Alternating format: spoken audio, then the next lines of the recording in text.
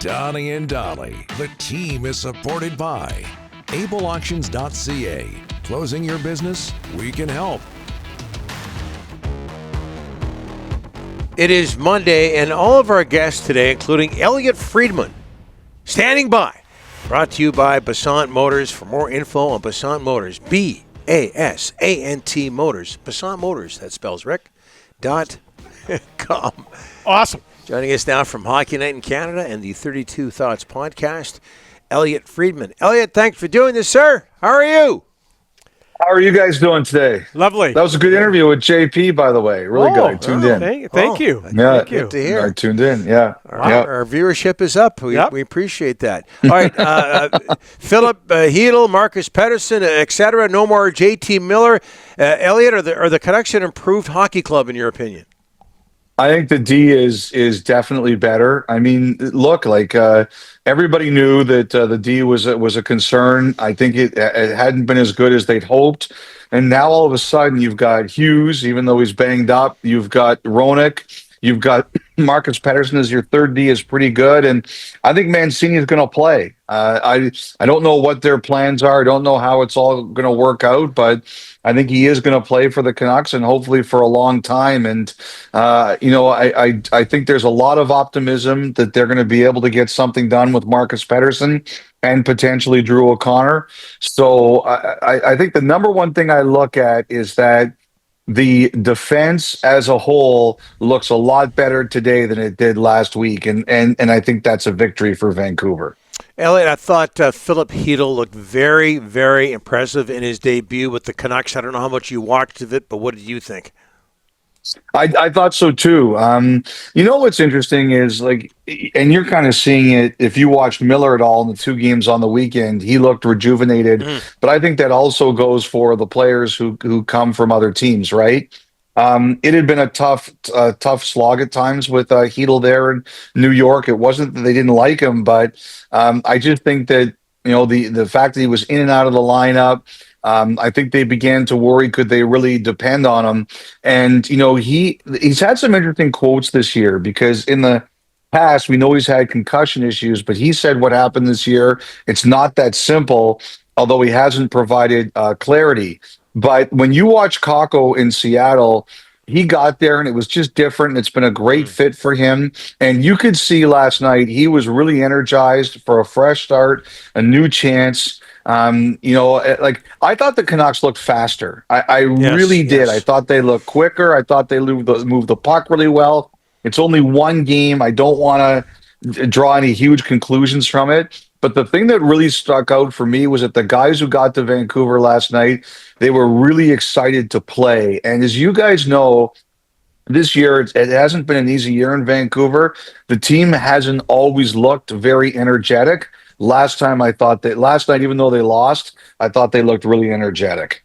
Elliotte, so two big trades by the Canucks over the weekend. Are they done now? The trade deadline's not far away. Are they done? What do you expect now? I think they kind of want to see how this looks, Rick. I'm not the only one who reported it, but it sounds like they're dialing back things on Pettersson now. At the very least, they know what Pettersson's market is, but I think they're going to dial it back. I think they want him to just see how this goes, see how he reacts to everything, how things play out over the next little while. To be honest with Pettersson, they have until July 1st to make a decision. As everybody knows, on July 1st, that's when the control shifts to him. So whether the Canucks do it now or later, they ultimately have time before they have to decide what path they want to go down here. But I think they really want to see, they've got work to do this week. I think they're really gonna try to get Pettersson done. I think they're gonna try to get O'Connor done, and we'll see what it all looks like from there. But I wouldn't be surprised if they start, especially the Pettersson negotiations, pretty quickly. The other one I was going to ask you about is, we haven't talked about it, is Brock Boeser. What's going on there? Alvin said they got no common ground. You and I have been in this business long enough to know that when a GM says there's no common ground, that's his way of saying they're far apart. What's going on with Boeser? I think, as I have no reason to do anything but take Alvin at his word on this one. And ultimately, that leaves the choice with the Canucks. Like, how do they want to proceed? Do they want to keep him and give it a run, or do they want to move him and see what happens? And I think right now, it's like they've been focused so much on Miller. I think it took all the oxygen kind of out of the front office of the organization. And now they can start to take a look at what they want to do with Boeser. A, can they find common ground? Or B, do they want to make a move? And it was you who reminded everybody last week that he's got a partial no trade, so he's got some control over this. The one thing about Boeser is, Rick, because he's not playing in the Four Nations, like if you look at a lot of the trades that have happened in the last few weeks, Rantanen, Miller, Granlund, these were all guys who were playing in the Four Nations, right? And I think teams, if they had a guy they were thinking of moving who was playing in this tournament, they wanted to do it now. They don't have to rush with Boeser since he's not playing with them. So again, I think they let this play out a little bit until they get something they absolutely want. I think the other thing too is that Vancouver, there were rumors on Saturday and Sunday that they were thinking of moving the first round pick they kept too. I've looked into that. I think the Canucks have kind of indicated that since they're not guaranteed to be a playoff team, although they'd like to get there, they have to be really careful with that pick. So I think the Canucks still have time to figure out where they think they are here, how good they are, how this team adapts to the new players before I expect those decisions to be made. Now watch, I'll say that and in 2 minutes Boeser will get traded and I'll look like an idiot. But I think they really want to see how this all works. Elliotte, there was so much noise in Vancouver. Like it was out of this world. You think it's going to simmer down now? Like, I mean, is it going to? I do. Yeah, that's what I thought. I think it simmers down for a little bit. I mean, as Alvin said, Miller didn't specifically ask for a trade, but everybody knew that was the best option, right? It was pretty clear that they had to do it. So now, now it dials everything back. Like the number one thing you had to do is done. So you have time now to sort everything else out. And I think that's what they'd like to do. I just think they really want to let their team breathe. Like they have lots of moving parts here. You mentioned Boeser. There's also Lankinen, right? Who's been a huge factor for your team this year. You've got to sort that out. You've got to see if you're going to be able to sign Pettersson and O'Connor. And again, it sounds like there's some optimism. Both of those will be able to happen. I just think they want to do some business a bit quietly. And I think they also want to they want to see how their team reacts to these trades. How much, like they look good last night, even though they lost. And I just think they want to see how it all develops.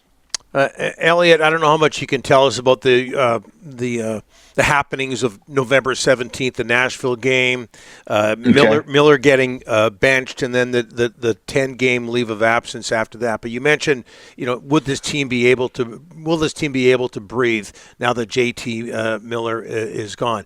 Would it be able to breathe if he stayed and Pettersson was the one who got traded?